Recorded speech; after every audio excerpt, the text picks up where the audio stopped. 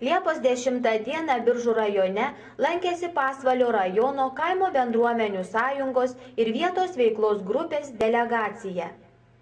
Viešnagės tikslas – pasižiūrėti, kaip gyvena Biržų krašte kolegos, pasidalyti darbo patirtimi bei parsivežti naujų idėjų.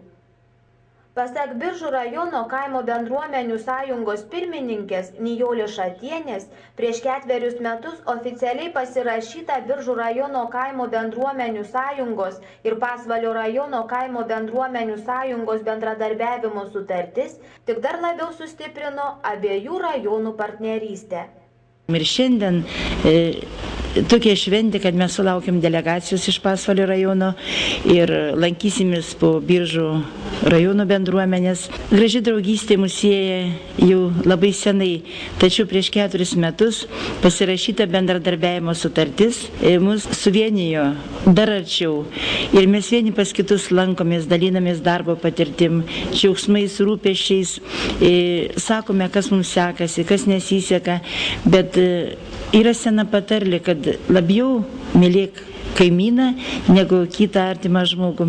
Todėl taip mes ir darome. Biržų pilyje svečius priėmė Biržų rajono valdžios ir vietos veiklos grupės atstovai.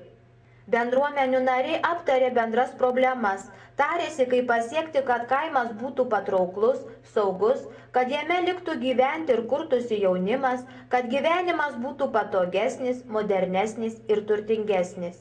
Anot Pasvalio rajono kaimo bendruomenių sąjungos pirmininko Stasio Butkaus, bendri rūpesčiai su kaimynais tik dar labiau skatina susitelkti ir ieškoti būdų problemoms spręsti. Ta veikla yra skirta niekam kitam, tai tik tai kiekvienam mūsų kaimo gyventojai. Ir manau, kad nuo bendruomenių veiklos aktyvumo, nuo kiekvieno įsijungimo į šitą veiklą priklausys ir mūsų tautos ateitis. Jeigu nebus lietuviško kaimo, tai nebus lietuvių tautos.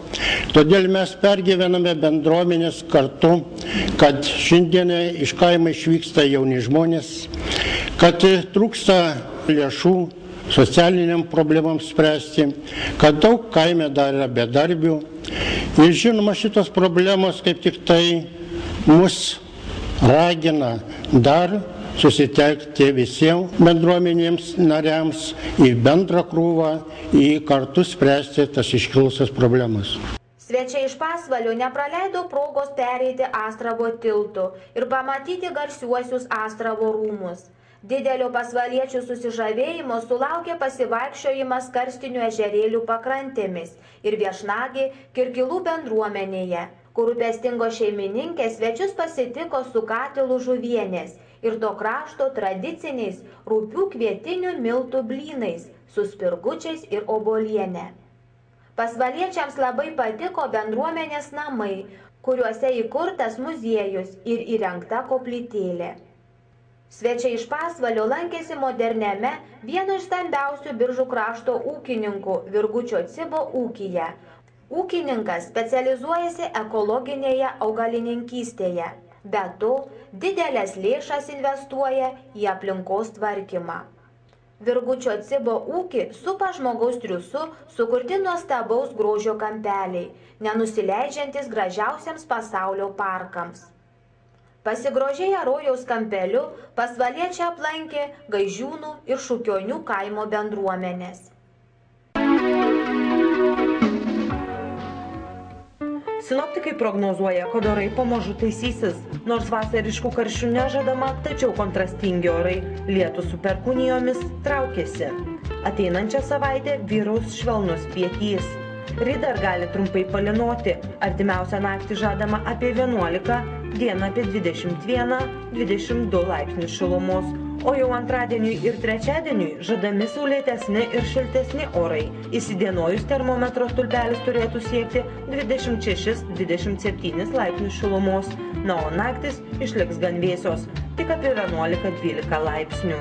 Ketvirtadienį gali trumpai palyti, naktį bus laipsnių kitų šilčiau, dieną vėsiau apie 24 laipsnius šilumos. Gražus ir saulėtas žadamas penktadienis. O savaitės pabaigoje ir vėl padidės lietaus tikimybė. Naktis bus šiltos apie 15, dienomis apie 21-22 laipsnius šilumos. Panašus orai numatomi ir ilgalaikėse prognozėse.